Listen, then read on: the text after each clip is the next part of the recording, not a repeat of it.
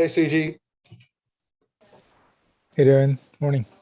Morning. How's it going in the Bay Area? All right. Yeah. It's sunny today. Nice. Has been sunny for a while, though. Yeah. It rained, I think, last week sometime. Yeah, this is a pretty good time of year there, right? Yeah. You don't have as much of the Bay fog and stuff, do you? Right. Well, I mean, I don't actually. The place I live, there is no fog. It's Oh, actually pretty hot. are you on the you're down the peninsula towards San Jose or something? No. I'm inland towards the east. Where where are you? Place called Antioch. Yeah, Um, I know yeah. Antioch, All sure. right. Yeah. And then yeah, because my family lives in Davis. That's where I grew Oh, up. okay. Oh, Yeah. Or for when I was in high school, we moved there. So yeah. Yeah. sorry. I'm going to mute myself because I'm eating. Okay, go for it.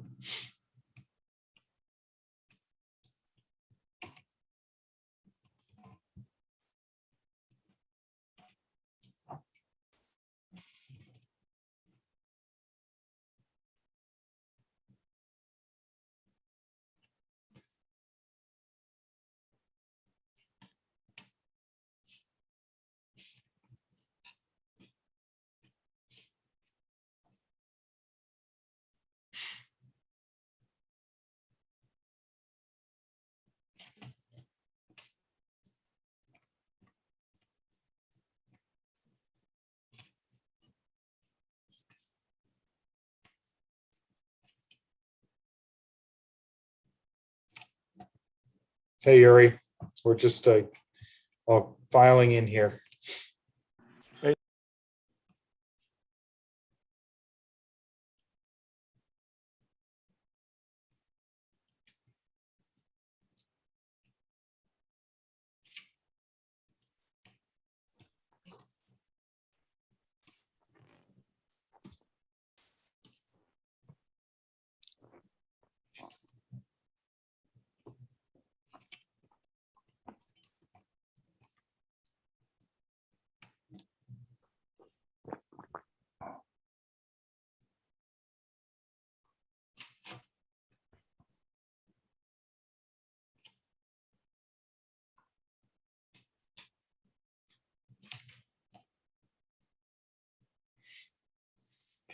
All right, guys, let's get started, see if the other guys show up.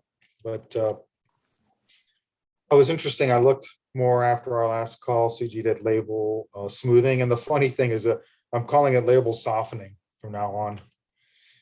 Because it seems very much like that, because what they were, the main method of doing it was turning your ones and zeros in your training set, right, into probabilities. I see. Okay. Yeah. So you're like softening the labels. Yeah, totally. Yeah. I keep forgetting label smoothing. I can only remember label softening now. And but anyway, that was interesting to read about that. And I'm also, what else? I guess I don't have much else to talk about. Oh yeah, the data augmentation person, no response. Okay. Yeah. Well, I mean, maybe busy or. Yeah. I mean, we should, if any of you guys come across anyone else, or if I can think of someone, I'll try it. Right. I haven't been putting much effort into that kind of thing lately. Yeah. I am doing an interesting new project. We're trying to prove this. I guess I'll just mention it. Technically, it's not that interesting yet. It's kind of, but we're trying to determine if a prospect has been reading on the tech target network, right? We know what documents they've been reading. They're all IT documents. And when our customers are software vendors. And so when a software vendor is looking at the, like Bank of America has these 5 people looking at products in my industry, I want to take one of those persons we call a prospect and say which one of your products they're most interested in. So it would be like, which Citrix product is that person who read these 5 documents over the last 30 days most likely to be interested in? So First I tried to use that word to vector model within synthetic sentences, but it really doesn't have since it's built on titles, it doesn't have the language is not specific enough to differentiate between a vendor's products, particularly when they're a smaller vendor and their products are very close. So the language pretty much bottoms out in that model. And so I, of course, decided to use embeddings, and so I started using transformers and getting embeddings. And I'm experimenting with whether or not I can actually just use the titles of the documents for now, but I want to use the full text to see which product of a vendor's product, like which one of the 5 Citrix products this person who read these 5 documents is most likely to be interested in, if any. So that's my next similarity proof of concept. Does that make sense, guys, or have any questions or thoughts? I had a comment from the outside. Right, so you mentioned that the way in which you figure out interest is that these people have requested the document or gone through the document. I used to get a lot of calls from, almost cold calls saying that we have this document for you and would you like to download it? And just to cut the call short, I would say sure, right? And then I would notice that I would get additional emails saying that now that you have read this document, here is some like extra things. And that's when I actually, the next time they call me up asking for this, I said, dude, I don't actually read these documents. And you're basically, wasting your time, right? And also, in that sense, I'm guessing I'm giving false signals, right? I used to give false signals by allowing them to, send me these documents. Is that correct? I mean, is that or do you have additional mechanisms to kind of take care of this? Oh, no, we have our tech target search, we call them search sites. I don't know why they're called that, but we have our, like 30 or 40 sites pretty much. We also have Bright Talk, but basically it's about people clicking on. Oh, okay. So there are false signals, but we're not doing that. That's old school. Okay. So, it's just the same as intent. People are always trying to get intent of users across the web and similar to that. But we have but the difference is we mainly don't use the anonymous data. So these prospects I'm talking about are people that have registered, not paid, but they're a known user. We know what company they're at. We know what the title is, that kind of stuff. So right, yeah, okay. But what you're saying still isn't totally irrelevant. I mean, we don't know how long they run on the pages. You don't know what part was really important to them. You don't know any of that. Okay. Nobody does. Yeah. Can't you measure this? I don't know enough about this, but I think you can measure time spent on page. Yeah, we might do some of that. I haven't seen that data, but you're probably right about that. For sure. But anyway, so it's just taking that and then matching it to really products across the whole industry. And when I say matching it to a product, what I'm doing is identifying the product pages on the vendor site. So if it's Citrix, finding the 10 pages that are product pages, I'm crawling them. I'm using boilerpipe like I always do to get just the text, combining that with the title and the headers. And then, so I'm matching, and from a prospect's point of view, I'm taking all the documents they read, which is over the last 30 days, which is like typically 1 to 5 documents, maybe 10. And then I'm treating those as a single document just by putting them together into one. So, and there's problems with that, of course, because people have schizophrenic interests, even on our network, right? Even in IT, they're looking at career stuff 1 second, and the next second they're looking at, machine learning. Right. So that's no. But that's the matching problem. That's my real world similarity matching problem. Well, I mean, in this sense, this is similar to search, right? So we think of it as multi-concept search, right? So in the medical space, right? You could either search for diabetes and childhood, or you could search for children's diabetes, or you could search for, diabetes and asthma together, maybe because you have both, right? And what's the intent, right? At that point, how do you interpret these multiple things. We do a very heavily rule-based thing where it says like, what is the semantic type? If it's like anatomy and disease, then do this. If it's, disease and disease, do this, and so forth. So, but I don't know if that is applicable here. So maybe you find two different things, right? And there is not one winner, basically. If you can capture that, maybe because, by seeing how frequent both of them are and, the difference between them, right? So, and then you can choose both, right, for the split personality kinds. So are you saying that, so if I look at the 10 titles this person's read, 5 of them are about this subject and 5 about the other, right? So that's at one point you could do the differentiation, right? Almost like cluster the 10 or do an outlier. There's different scenarios because there's also outlier detection. You look at the 5 documents they read and one of them is not like the others, right? You don't have groupings or clusters. But with such a small number of documents, I mean, what do? Maybe take the 5 documents they've been reading and then find their, so first of all, I'm using transformers embedding, transformer embedding spaces, right? So context is good, but do I just see how far each of these documents are from each other? Just do a, and then you could see, well, these, it seems a little complicated, but if you get like 8 documents, these maybe try clustering them and seeing if they form clusters.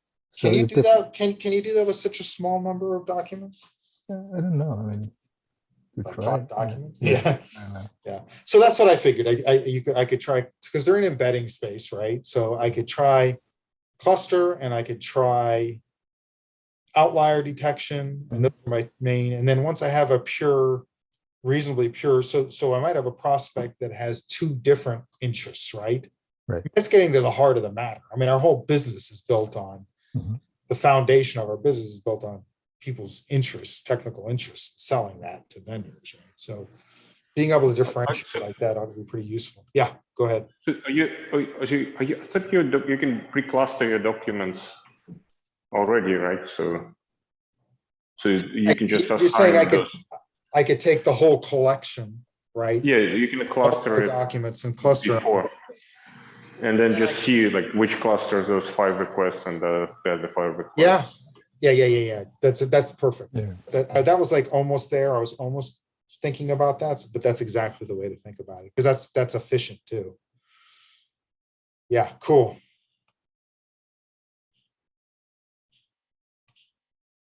Of course, a huge problem is that, within a single session, I don't know. I'm looking at the chat here. Manny, I mean, I don't have a conception of session in the data I have. What I have is these are all of the documents that this person has on our network of documents that we've published and written, right? These are all the documents this person at this company has opened. That's what I have. So I don't have a sense of session, but that is another point. Maybe that data point is there and I just didn't realize it.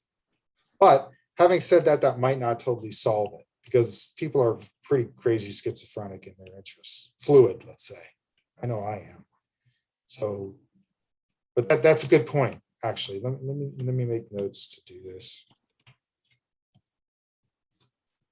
Yeah, so I have a similar scenario, like users visit our sites to access, for informational needs, they would access the, documentation, knowledge base. So typically finding content is what they want. So it doesn't. So, and if they try for a while and they don't find the content, then they would actually create a support case. This is a common scenario which happens within a session. So, or else they would abandon the session. So abandonment is very bad. You don't have any explicit feedback about, why the users left the session. And I don't know if they they do change, but I probably would be comparatively lesser than, with the users having a single intent. It depends on, for your site, the intent might be, different. So, I really do think the first thing is I probably have time, activity on the document means they open to look at. So I probably have data in the database I'm querying this out of, and I could probably just segment Right. take those titles and just give them a date and just see right there that I can segment them. And then if that provides consistency, then, no need to do the clustering. Although there might be other advantages to that clustering stuff, but yeah. Yeah, the start and end time of the interactions might give you some sort of a window. Probably that would help. That may help. I don't know.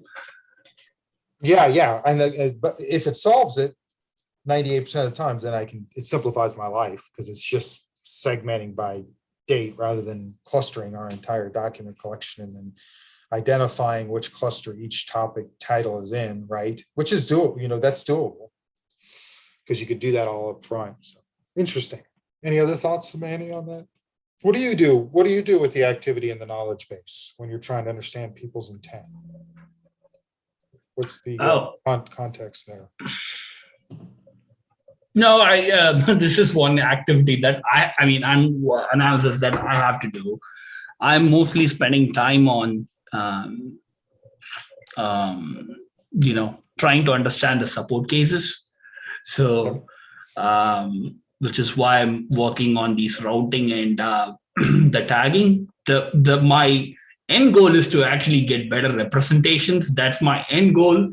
And in the meantime, just try to get business value by providing SBR routing, the routing and the tagging. So I'm trying to actually apply the same thing, at the query level as well. So when we talked last, I think you had a tokenizer question with East Asian languages. Is that correct? That's correct. Have you had any more thought about that? No, I think we are just going with the tokenizers that we have identified. It's and move forward with it. It's just there are some trade-offs that we have to make in terms of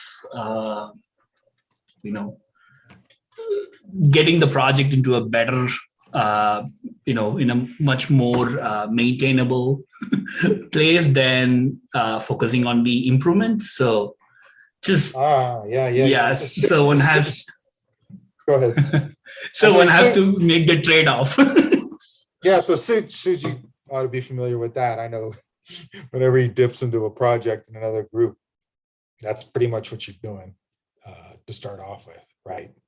Try to bring it to a point where it's workable, right?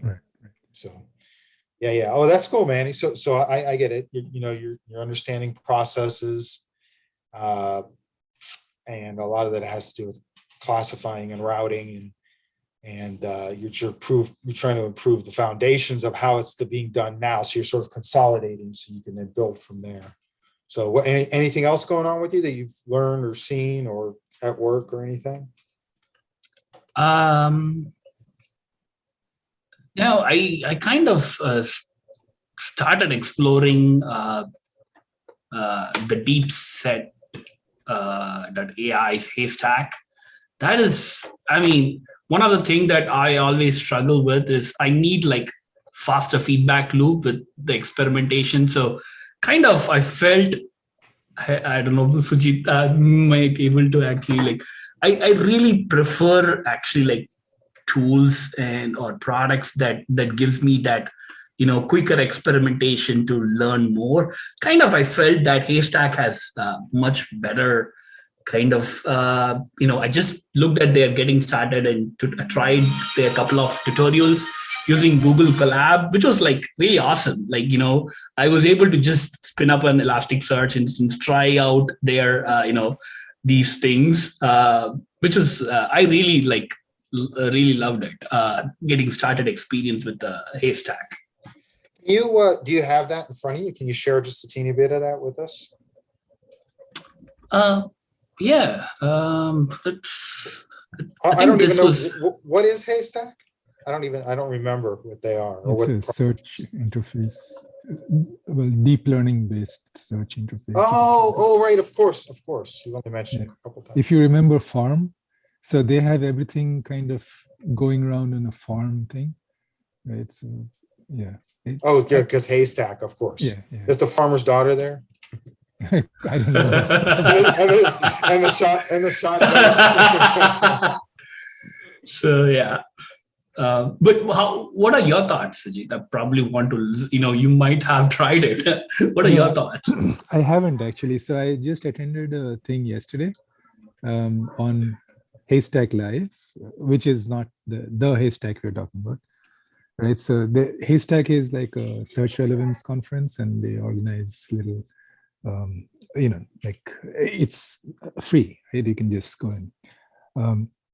So I attended yesterday's talk. A guy called Brandon Chen, I think he's one of the people behind Haystack, the project. And he ran through a bunch of things like what is available at this point. I'm actually interested in trying it out. One of the things that I've been thinking of is like doing a question answering as a service. Mm-hmm. And, and it would be in, on the same index, right? On the same search platform, you should be able to distinguish between a search query, which goes and gives you search results, and a question, which goes and gives you an answer. So they have trained models for both. I don't know how good they are, the trained models, but I want to take a look at it. It's one of my, to-dos at this point. But yeah, that's what I have. I don't actually. They're like transformer based, right? Yeah. That's what I have in my stuff. So are they Pinecone, or is it quite different? No, Fice-based search servers, I thought. Just Elasticsearch service. They also have a Fice service.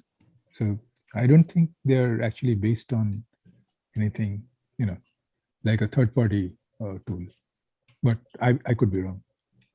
Yeah, so all these falls under this, these document stores, where you could have these types of these Elasticsearch and OpenSearch, and then you could have these Milvus and Face VV8 related stores as well. So yeah, it's open source, so one can able to dive into those integration points as well. So that's what I thought it might give you, the reason why I really liked it was it gives me the whole end-to-end pipeline, and I can able to iterate quickly. So yeah. Well, fundamentally, it's a search engine. Or it's tooling around a search engine. Transformer-based tooling around a search engine. Yeah, got it. Kind of like vector search. But does it have vector, and then does it have metadata you can use for parametric and stuff like that? I think so, yeah. So Manny, just having said that, it makes perfect sense. Do you still have a visual you could show us quickly or not? Can you see my screen? Yeah, dude, we're there. I see it. Awesome. So yeah, so the way that I see it is this retriever reader framework. Retriever means like get the candidate documents, and reader is corresponds to within that document which one get the correct span. So, and if you look at it, these retrievers falls into these categories. That's either it could be a sparse or a dense retriever. Nice. Sparse is the traditional like TF-IDF BM25 variants, and dense, which is what you're looking at, the ANN neural network based, all these Milvus thing. So, and specifically, I think the use cases, there are like quite a number of use cases which I really find it. So the best way to actually look at probably might be from the pipelines. I believe it might be much more easier to maybe. So the ready-made pipelines might actually give you a much more easier way of looking at the use cases. So you have this extractive question answering system type of pipeline, and then document search, which is this, the traditional the search engines, and generative Q. And this one was actually like pretty interesting to me. this is more of, I think, I think this is, I don't understand what's the difference. Basically, for extractive, you would have the context and the question. You know the span, right? It just picks up the Right. span from the text. It can generate, it can take multiple spans and create an answer for you. It's like summarization, dude. What it is it's the summarization part of it, right? It's like extractive or generative summarization, for your, what it returns to you, right? Is that correct? No, I think it would be like picking the answers from the multiple spans where, I think that's what, if I understand it correctly. Yeah, but that's the same thing with summarization. Extract. Yeah. Usually extract, is it the same thing in that usually extractive means you're actually taking spans, like Suji said, that exist in the text and just stitching them together. Generative is you're using a generative model on the, like, oh, okay. New text. Is that what they're saying? Because that's generator is able to create answers that are more appropriately worded, more fluid. Makes sense. Okay.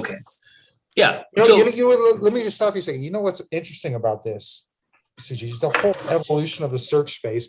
Think about transformers, not in terms of search, but in terms of their very effective and successful way of presenting how to use transformers.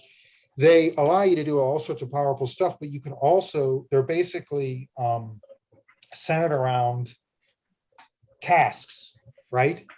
So when you can use transformers, and you remember, especially early on, like you could use a BERT model with a classification layer on, or you could use a BERT model with a, generative, like you have all these different models, but they have that task layer on them.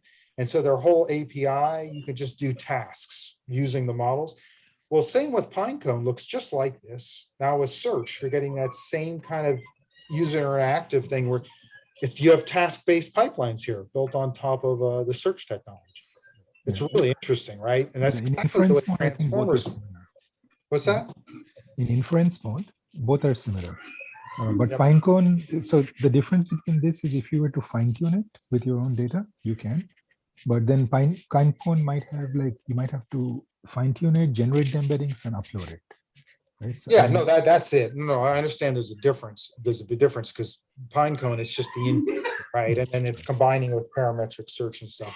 Right. This is more flexible. This is awesome. But when I look on that slide, I'm like, Jesus, that's everything over there. That's how everything is to those tasks. Yeah, I'm with you. Yeah. I mean, so FAQ pipeline, like that, I can easily, FAQ pipeline is like the most straightforward thing that immediately jumps at me because, this is also very common use cases that, we tend to tackle. The question generation pipeline, this is one thought that was actually like, that I had for a while. Typically like we try to actually map queries to the documents, right? So I was thinking like, based on this given document, what are all the queries that are actually like could be used where this document is the great candidate. So they had this nice pipeline, which, for this text, who created Python and when was so for all these questions, this document is the correct answer, right? So, I was actually thinking, okay, why don't I just, at the offline level, I could just use this pipeline and then embed these types of queries as part of the document itself. That could be used within our existing system. That is one thought that was I had. Yeah, that's actually quite similar. So one of the things we faced, we did question answering a couple of years and we kind of gave up because we weren't able to get to the point where it would be useful in production, performance-wise and accuracy-wise. But then, I think of going back to it. One of the things we had a problem with was not having enough training set for medical data, right? So we took Squad But then we didn't, we wanted to try it not on Wikipedia, but on actual medical data. So we Right. did questions and answers. So what I was thinking is that there is, T5 can be trained with maybe MS Marco just to learn how to generate questions from content, right? Because MS Marco has questions and answers. So you just flip it around and you train your T5 to just generate from English, generate decent questions. Take that against a medical content. We have the content, right? And generate the questions and then turn that around and train or fine-tune Squad on that. Yeah, that's neat, actually, because this, I think, since these types of tools actually will democratize, like anyone can actually build this pipelines. It's actually like, exactly, I think Haystack is going to make money by building such tools. Like they are monetizing their annotation tool rather than, these are all actually available in open source. Right. It's actually how you, because exactly as you said, it's the blocker would be generating the question answer data set for, for legal, for medical, for, all these domains. Yeah. That's pretty cool. Especially because you got big knowledge base, right? I mean, I could just imagine running this the way it is, and getting all those questions, and then I don't know, if you had spans for the questions too, right? Do they give you that? Spans? I don't think spans. Good. Because if you click on it, it would take you right to that, and you could highlight that span for the user. And then you can cluster. Those. It actually generates. See here, question answer generation pipeline. It actually provides this offset as well. Yeah, yeah. So could you imagine? Pretty cool. You could get all the questions that you can get answers to, and that's your unsupervised generated knowledge base QA. And then you could take those questions and cluster them, maybe, right? Like sentence embed them. Use a sentence embedding. And then use the good old UMAP HTTP scan clustering. And then you'd have clusters, you could name those clusters, and then you'd have almost a hierarchy of questions now. And then maybe you want to talk about doing these sort of, there was a bunch of Kaggle competitions we're dealing with, like you're trying to Quora, deduplication. And we talked about like doing twin networks and stuff like that, Siamese networks. And so what you could do is you could then deduplicate a little bit loosely the questions too. So then you end up with a hierarchy, all untrained, right? And with as long as you could reduce the variety in the way the questions are asked, right? You got a whole fucking QA into a knowledge base that someone could browse, and then you could plug it into the search. Yeah, I do have one question. So do you get like these types of natural language questions at the production level? Do people like still phrase their questions like this? No, we have trained the users not to ask those questions. Well, but Google's trying to go the other way. I mean, they're trying to train us to be more like this. No, that's my point. Because we give such shitty answers to long questions, we have trained our users to not ask long questions. Right. Yeah, that's what I highly doubt our users would ask these types. But I don't know. No, but it doesn't matter because you mean type them into a search engine? Is that what you mean? Yeah, exactly. Well, don't they ever? Well, but in terms of typing something in a search engine, you can get them. So you kind of have your little knowledge base now. You know how Google in the results shows you their knowledge graph stuff? So you may have results of all the documents from their query, but you could, if you had this structure I was talking about, you could also show them here are some questions we have answers to. Mm-hmm. Yeah. Right. So then they could very quickly get to that answer with the span. You're helping them having this structure, and you could do it all unsupervised. Right. Would actually be useful at search time. Yeah. They don't have to. That's the thing, right? I mean, once we have something on the table, obviously people, because it's medical, people do ask long questions and they get disappointed once they, get these answers. But once we have something in place to answer these questions. That's the basic plan, that, we would basically lead them on and say, why don't you ask this? Why don't you ask this? This might give you a better answer, right? And, having them click on that question and getting them back into this whole asking long questions mode, right? Yeah, that's probably a better intermediary step where they ask low intent questions. We we kind of actually get from the results, these are the types of questions that you might ask, and then when they click on it, then probably you could use this type. Anyway, it's just a thought. There is a lot to just the technology, how to actually get this product. Anyway,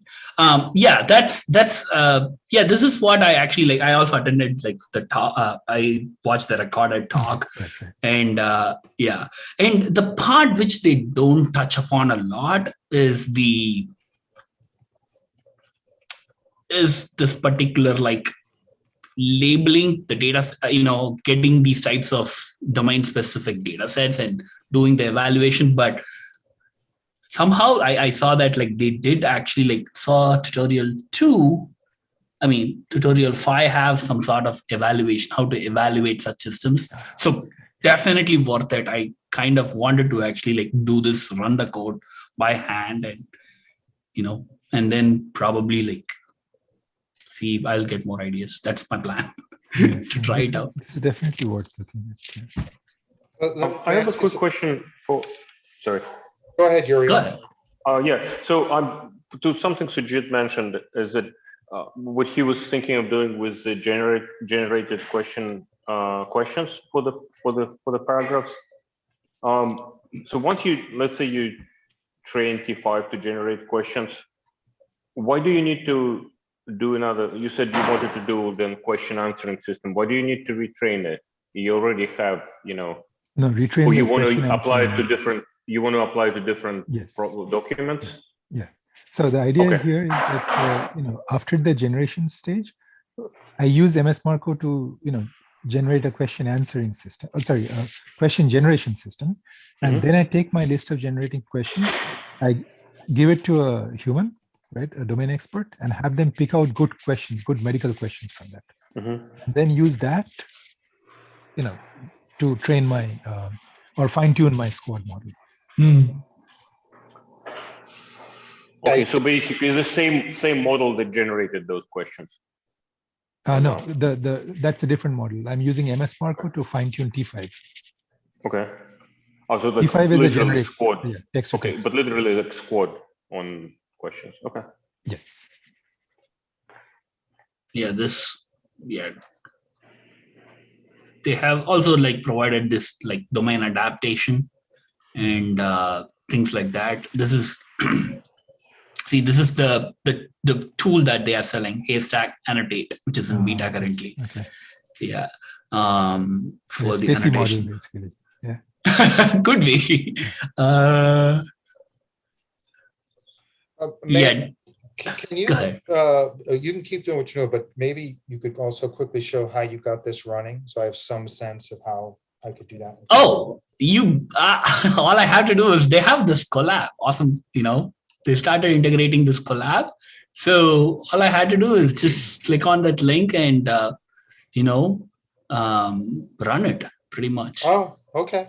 That's pretty much it. It's just quick and easy. It's just that one place where you might need to, we have to start the Elasticsearch from the source, but everything else you can just do it from Colab. So you got to start a server in Colab. Hopefully that works reasonably well. Yeah. I tested it. So I just tried out 1 or 2 tutorials just to see how things are. Yeah. But cool. But yeah, it's pretty. That's why I said getting started experience was pretty awesome. That's I don't need to spend time setting up this environment. Yeah, that's pretty much what I want to do. It's spending some time and trying it out. That's the plan. Yeah. Anything else? That's all I have. That's really cool. All right. Because once you see it in context of an actual tool, you see all these affordances and all these ideas come up. And it's so freaking easy to get started. It's crazy. So, Yeah. nice. Okay. So who would like to, does anyone have anything else they'd like to share or talk about? I know we talked a lot about data augmentation last time. Anyone's got going? Anything new? Nothing from me. No? Okay. And how about yourself, Yuri? Yeah, not much from me. And I'll have to drop off in 15 minutes also. Okay. Let me just take a look here. Maybe I have specific questions. I was actually thinking about similar to what Sujit. I was thinking about is if there are any question answer data sets for like legal domain. And I looked at Hugging Face data sets. That's pretty much very limited. I do not find that much of any legal specific data sets to play with. Anybody is going to get that. At least for us, I mean, it would be like loss of IP, right? Yeah. No, I mean, the public case is like the case typically in fact, I looked at the Indian courts. They actually publish their case judgments and things like that very, very publicly. So, that's what I was actually looking at, and how these data sets are collected. And I went into a rabbit hole yesterday. Okay. Because this is legal machine learning, or this is something that's very common. So that's why I probably need to do some sort of just literature study. Yeah, we have LexisNexis, our sister organization. They basically released a legal BERT. I don't know if that's going to help or not. So yes. Okay, I did not know that LexisNexis is a sister organization of Elsevier. Okay, okay, got it.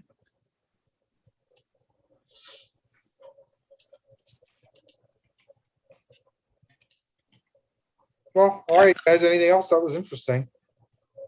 Yeah, this was very good. Actually, I was also, once I saw the thing, I had looked at Haystack before, and it wasn't as ready to use at that point, but it looked interesting, but at that point it wasn't that great. But yesterday it was really interesting. I actually meant to tell my manager, we had a one-on-one today this morning, but we got sidetracked on doing, talking about other things. So, but this is really good. Thank you. I mean, for reminding me, and basically I want to go deeper into this. Yeah, me too. I hope I get an opportunity to do that. So, I mean, there's nothing like learning about a tool from someone who has a context and is trying to understand it, right? So the way you just guided us through that was really good. So that's cool, guys. Anyone have anything else, or we'll just call it a call? We don't always have to go for an hour and a half. So this is pretty useful. Anyone else? Okay, well, we'll talk next week. Okay, all right. Take it easy, guys. All right. All right. Thanks. See ya. Thank you. Bye.